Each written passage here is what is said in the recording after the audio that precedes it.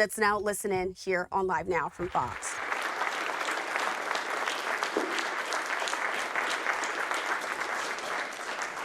That's great. It's great to be here. Champions. We like champions. We like winners. And we got a lot of them here today. Too many to introduce. A lot of them are political champions, and we don't care about them today, right? Right, Duffy? But we have, most importantly, wonderful people that love our country.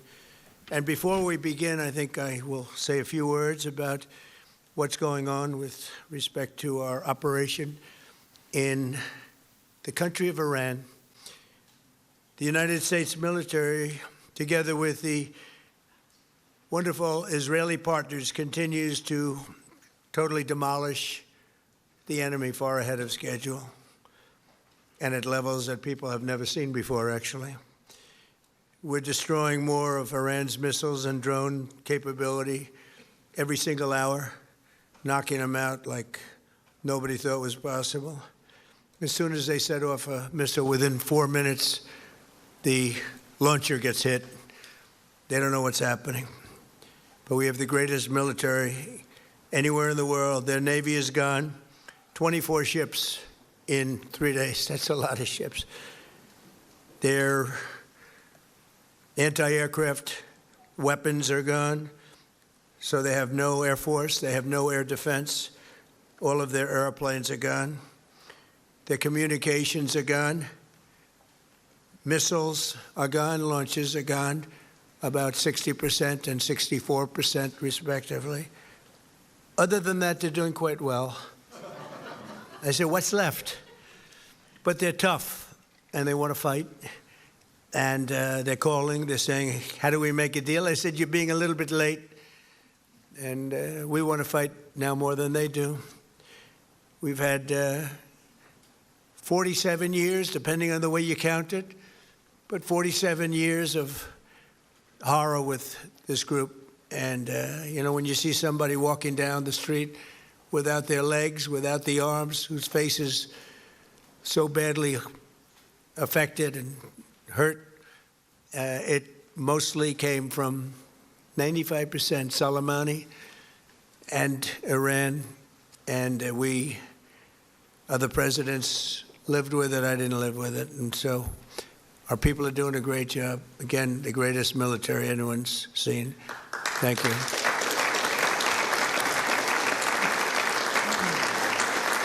Thank you very much. And yesterday, my administration announced decisive action to help keep down the oil prices, including offering political risk insurance for tankers transiting into the Gulf, as you know, pretty dangerous territory.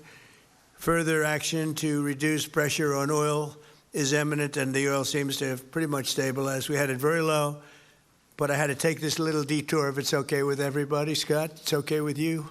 Scott's the one who has to put up with it. He said, you have to do this now? I said, I have to do it, Scott, right?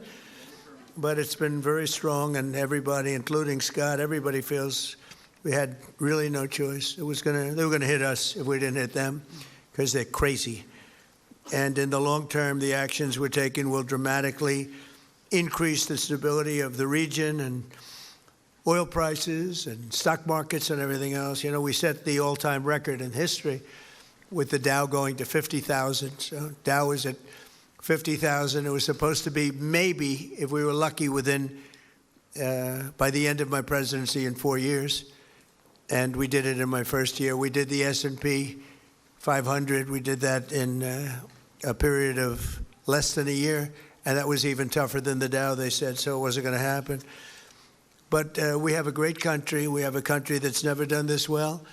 We've had tremendous success in so many different ways. I built the military and rebuilt it in my first term, and we're using it more than I'd like to use it, to be honest with you. But when we used it, we found out it certainly did work. When we look at Venezuela, when we look at the first attack, Midnight Hammer, in Iran, which really set the stage for what we're doing right now. It's been pretty amazing. And I'm once again calling on all members of the Iranian Revolutionary Guard, the military and the police, to lay down their arms. They're only going to be killed. And now is the time to stand up for the Iranian people and help take back your country. You're going to have a chance after all these years to take back your country. Accept immunity. We'll give you immunity, and we'll be giving you really the right side of history, because that's what it is. So you'll be perfectly safe with total immunity, or you'll face absolutely guaranteed death, and I don't want to see that. They don't want to see it either.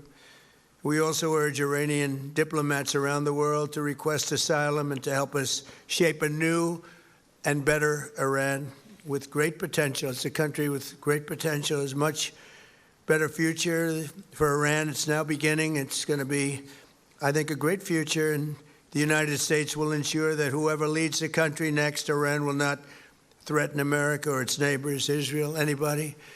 If you look at what happened, they had missiles aimed at all of these other countries, Qatar, Saudi Arabia, UAE, many others that weren't really involved very much, and they had missiles aimed. Well, they were aimed there long before this ever started. They were going after the entire Middle East, and then we came along. We blew up their party. So we have phenomenal people. I want to thank all of the people that have been involved. Marco, you've been doing a fantastic job. And you've been doing a fantastic job on a place called Cuba.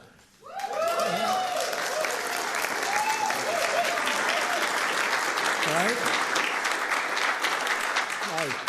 And A-Rod came in before. I said, hey, do you want to come up to a little award? He's gone to plenty of award ceremonies. Thank you, A-Rod. Big fan. But what's happening with Cuba is amazing. And we think that we want to finish this one first, but that will be just a question of time before you and a lot of unbelievable people are going to be going back to Cuba. Hopefully not to stay. We want you back, and we don't want to lose you. We don't want to make it so nice that they stay. But some people probably do want to stay. They love Cuba so much. I hear it all the time. That was another one that wasn't supposed to happen. Venezuela is going great. It's been stabilized. We have a wonderful person as your president-elect, Delcy Rodriguez, and she and her staff have been doing a fantastic job working with us. We're taking out hundreds of millions of barrels of oil, and it's going to Houston and various other places where it's being refined, and we're sending them back far more money than they've made in many years, and actually very shortly it'll be more money than they've ever made. And Venezuela is working. So we've had a lot of countries in places that truly love, you would say football, I would say soccer, but these are all countries that love football/soccer. And so I think the group likes it. And if you'd like, you could sit. I know I'm a very exciting speaker, but you can sit down if you'd like, okay? I'm looking at everybody standing. I'm saying, let's sit down. Because we're here to honor these great champions, and we want to take our time, right? Let's get to the reason that we're here, and it's a beautiful reason because we're honoring truly talented people. Today we're thrilled to host the 2025 MLS Cup champions, Inter Miami. Great job.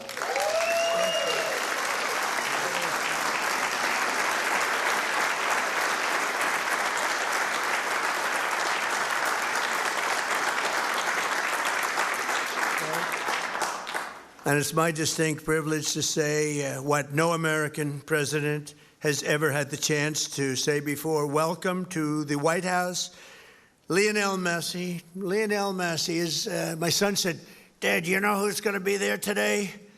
I said, no, I got a lot of things going on. He said, Messi. I said, really? He's a big fan. He's a big fan of yours. He thinks you're just a great person, and I think you got to meet a little while. So he's a big soccer fan, but he's a tremendous fan of yours, and a gentleman named Ronaldo. We have Cristiano is great. You're great. Boy, some big champions, some great athletes in that sport, and people that really love what they're doing, and they're doing it well. And it's an honor for us and everybody at the White House to be honoring you today. So congratulations as well to co-owners Jorge and Jose Mas.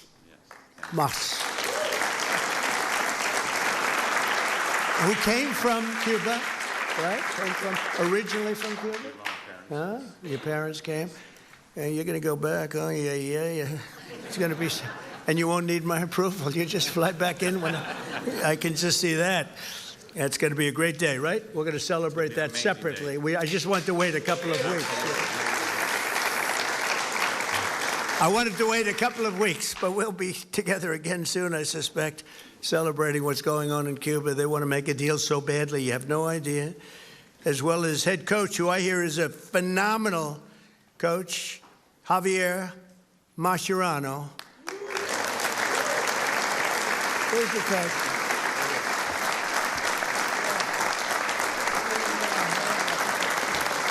I've heard he's a great coach. Well, anybody who wins is a good coach in my book, but I heard you're a hell of a coach. And all of the tremendous players that are just amazing.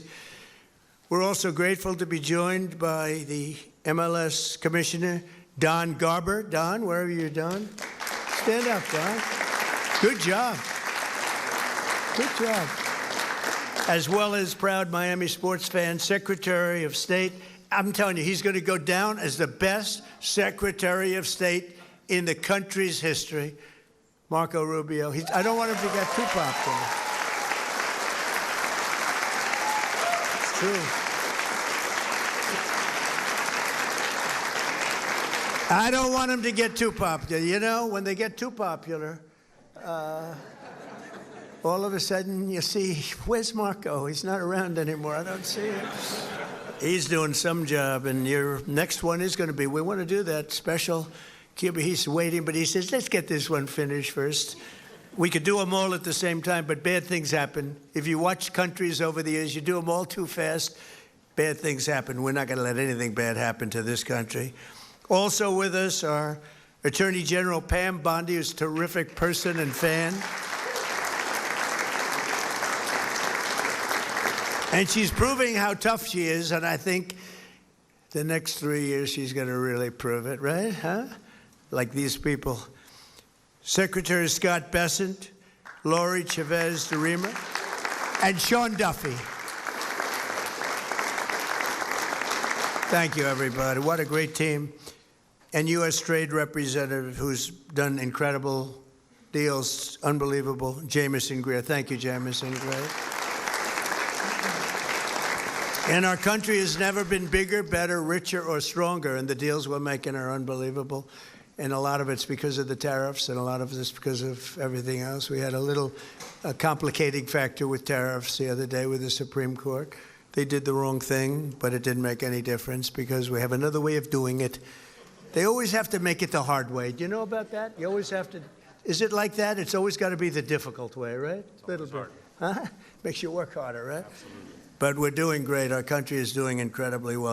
It's never done like this. I was with the King of Saudi Arabia. He said, a year and a half ago, we thought your country was dead, would never come back. And now you have the hottest country anywhere in the world, which was sort of cool. I'll relate that story. But many, many leaders say the same thing. We have the hottest country anywhere in the world. 2025 was the record-shattering season for Inter Miami beginning last summer at the historic FIFA Club World Cup, hosted for the first time right here in the USA. So exciting. I shouldn't say this because you'll say I'm old, but I watched Pelé play. He played for the Cosmos. Do you know that? And Steve Ross was a great friend. I don't know how many people remember Steve. He was a legendary businessman. He really started cable TV. He was way ahead of time and ultimately passed away tragically. But he started the Cosmos team, and he wanted to get some good players. So he started with Pelé. I don't know, you may be better than Pelé. Pelé was pretty good. Who's better, him or Pelé? Messi. I agree.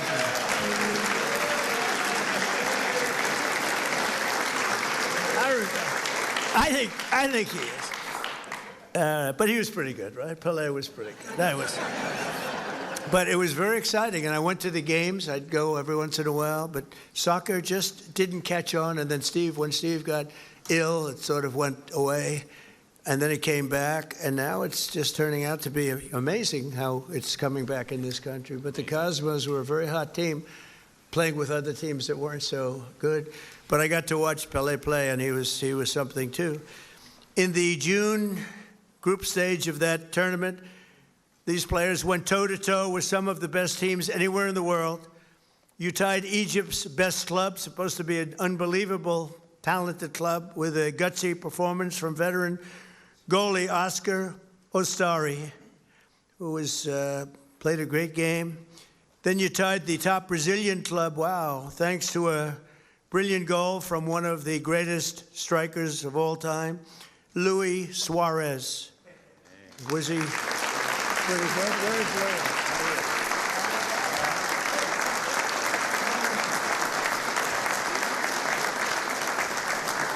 These are good-looking people. Marco, I don't like good-looking men.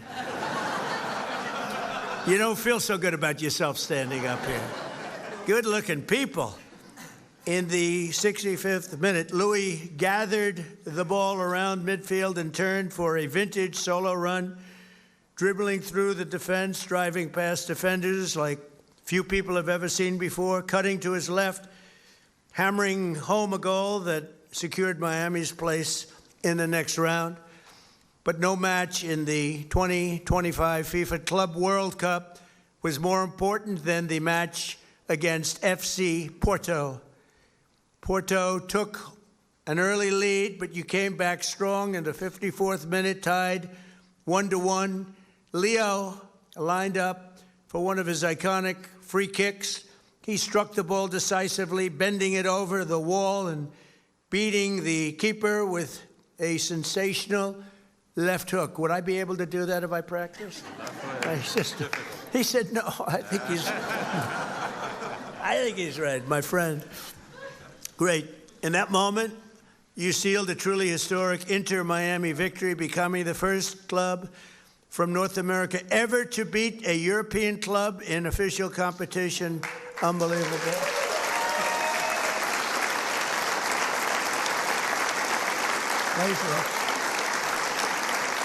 You know, I have to just interject. So, over the years, I love sports, and I've watched my friend A-Rod. With George Steinbrenner, I'd sit in his box, just the two of us. He would never have anybody but me. He liked me, right? He liked me, and he liked you. He liked almost nobody. It would be a World Series when baseball was hot. It's not as hot now, I'll be honest with you. They do things wrong. But when baseball was hot as a pistol with George, and I'd sit and I'd watch the Yankees, and he'd have 30 seats, and it would just be me and him. And I said to A-Rod, would say, what was the most difficult thing you've ever done? I said, it's probably sitting for 3 hours with George Steinbrenner watching a Yankee playoff game or World Series game. You know what I mean by that. He was a difficult guy, but he was great, right? He liked me, I liked him, and we both liked nobody else. And that was a good combination. But I have to say this. So I've seen a lot of great players come into the world of sports, and they came in from all different countries, all different players. They've come, in some cases, just from different states. They come to the Yankees, or they come to the Dodgers, or they come to whatever. But I've seen them come in from other countries, and there's such a clamor. Oh, so great, everything's great. But they don't win. This guy won. He came in, there was tremendous fanfare, and he won. You know, right?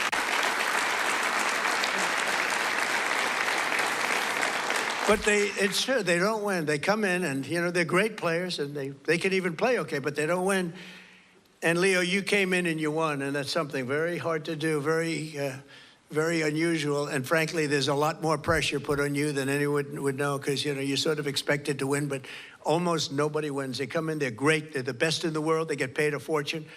You came in and you won with all that pressure. That's an amazing tribute, so congratulations.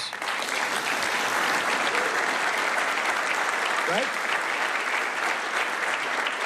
But in that moment, you sealed a truly historic Inter-Miami victory. And think of that, first club ever, North America, to top the so-called European clubs. Pretty amazing thing to do. Returning to the MLS, Inter-Miami built on that incredible momentum, playing a record number of games and scoring a total of 101 goals, the most in MLS history. Is that correct, Mr. Commissioner? Well, that's pretty good. How's Andrew? Is Andrew treating you okay?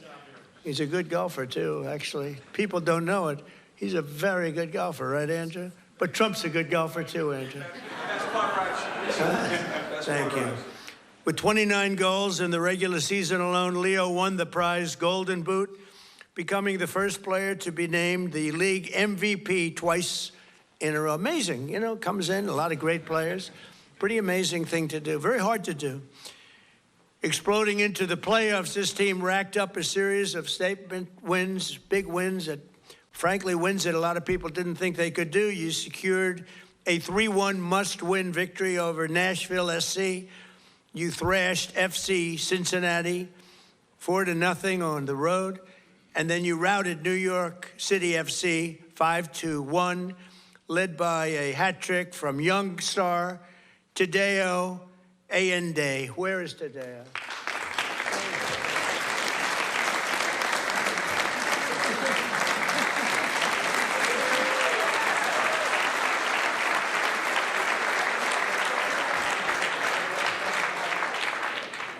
What a group of people. We could have a lot of fun with these guys. You can imagine when they win how they celebrate. We don't want to talk about it. We don't want to talk about it. In that MLS Cup final against the Vancouver Whitecaps, the entire team played together as one flawless unit. Just flawless, they say. After Vancouver tied the game 1-1, Leo picked the pocket of a Whitecap defender and sent a pass to the great Rodrigo de Paul. Where the hell is Rodrigo?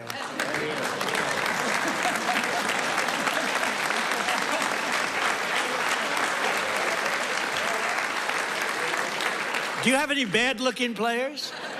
You know? I like the bad-looking guys much better. Who stuck a low-driving shot into the side net, taking the lead. And then in the 6th extra minute of stoppage time, Tadeo drove home your third and final goal, making the score 3-1 and securing your status as the first champions in club history. What an amazing accomplishment. Coach Mascherano became one of the few head coaches to win the MLS Cup finals in his very first year. And Leo claimed the 47th trophy of his storied career. 47th, can you imagine that? The most of all time. That's the most of all time. So Leo is the reigning FIFA World Cup MVP. You could have gone anywhere in the world. You could have chosen any team in the world, and you chose to go to Miami. I don't blame you. The weather's extremely good. Do you go to Doral? You go to Doral and play golf? And I just want to thank you for bringing us all in this ride, because you are hot and talented and a great person. I look forward to seeing many of you on the summer. We're going to be out there in the summer in 2026 FIFA World Cup. And we have a lot of interesting things, because we have the World Cup and we have the Olympics, so we have the 250, you know. And I was responsible for getting the Olympics in my first term. And I was responsible for getting with Johnny. We got the World Cup, and Johnny's a good man. Do we like Johnny? I think so, right? Like you say, yeah, I think so. He's a good guy. But, you know, they're setting records on the World Cup, setting absolute total, I guess many of you guys are going to be in it, but setting records on ticket sales, right? Numbers that, I mean, literally double what anyone's ever done before, so it's good. So they picked the right. But I thought that I didn't know that I'd be the president during this, because the election was rigged and stolen, and I had to do it all again. And then I said, hey, wait a minute, I just got soccer/football, and I just got the Olympics, and we got most important. I took credit for those two. Then I tried to take credit for 250 years, and it didn't play well at all with the press. But we're going to have an amazing year. But I just want to thank you so much, Horace, for the job you've done. I've known you for a while, and I've known of you for a long period of time. You are a spectacular man, and please say a few words. Thank you, Mr.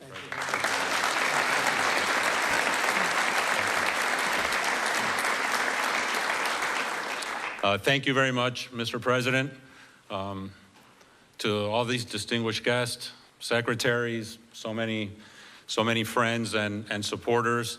On behalf of myself, my wife Aleida, my brother Jose, and his wife Patty, and my whole family who is here today, with David Beckham, I want to express to you what an extreme honor and privilege it is to be in the People's House, led by you, celebrating in the presence of champions, winners all. Because this championship was very, very well-deserved, greatly played, and you're looking at one of the best teams on the face of the earth standing behind us. And this all became possible because we dared to dream. 7 years ago, Inter Miami was nothing but an idea and a dream. I remember after talking to Commissioner Garber and being awarded a team, we sat in the conference room of our family business in Miami and said to each other, what do we do now? And as the son of a man and woman who left Cuba, just seeking freedom in this great country, it has driven us to excellence.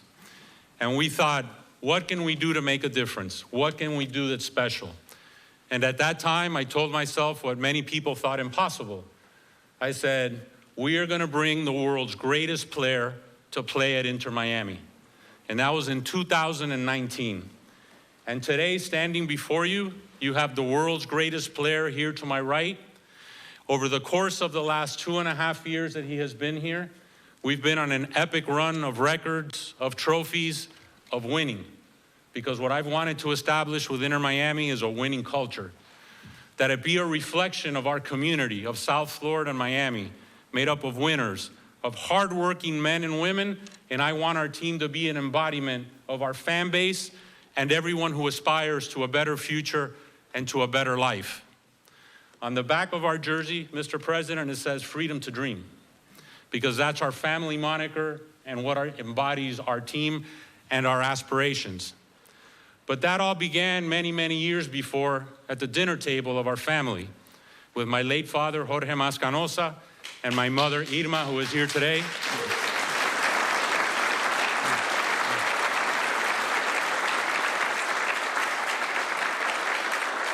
And I speak now in tribute to our parents' generation. And I share that with Secretary Marco Rubio, of men and women who fled communism, who fled tyranny, who wanted a better life for their boys and their daughters and their sons in the future. And at that table was instilled in us that if you work hard and you sacrifice and you dream, it can be possible. And today, standing before you, Inter Miami is one of the world's biggest clubs. Most based on history, but our history has been short.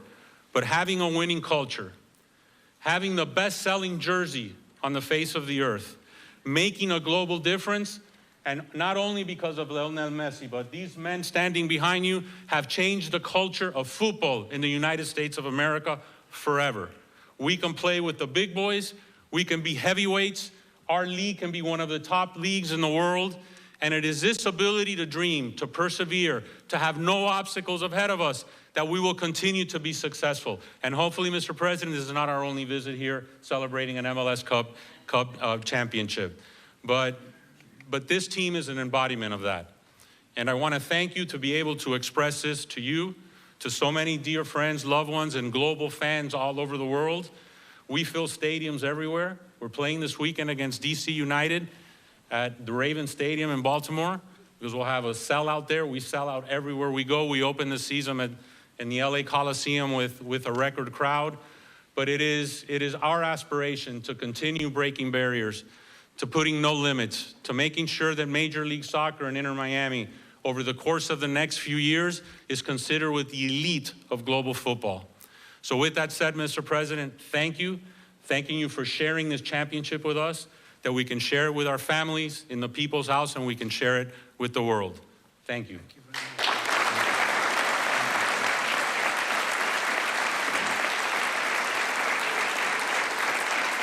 And now we have some gifts we'd like to present to you. Thank you.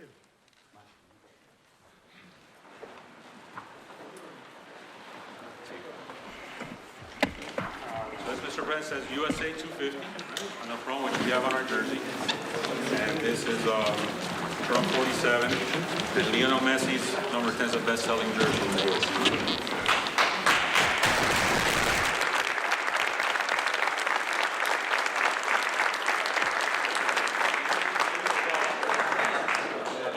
Which hopefully will have have a rightful place in the Oval Office in dedication of you, dedicated for our championship. That's for you, Mr. President. Thank you very much.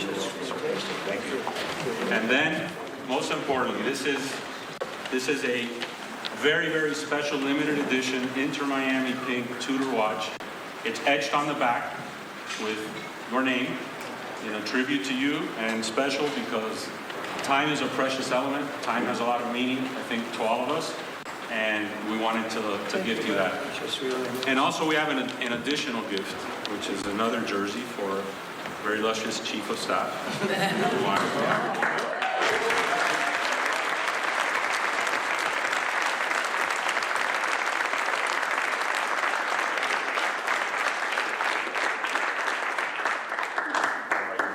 So we do have her jersey somewhere. It says number 32. But thank you, Mr. President. Thank you very much. And I want to just invite the team to the Oval Office, very, very special place. It's sort of the center of the world, especially now, but always it's the center of the world. We have a little present for you there. And anybody would like to come, you can just follow me on down there, okay? You'll see the Oval, and you'll have some fun. Thank you all very much. Mr. President.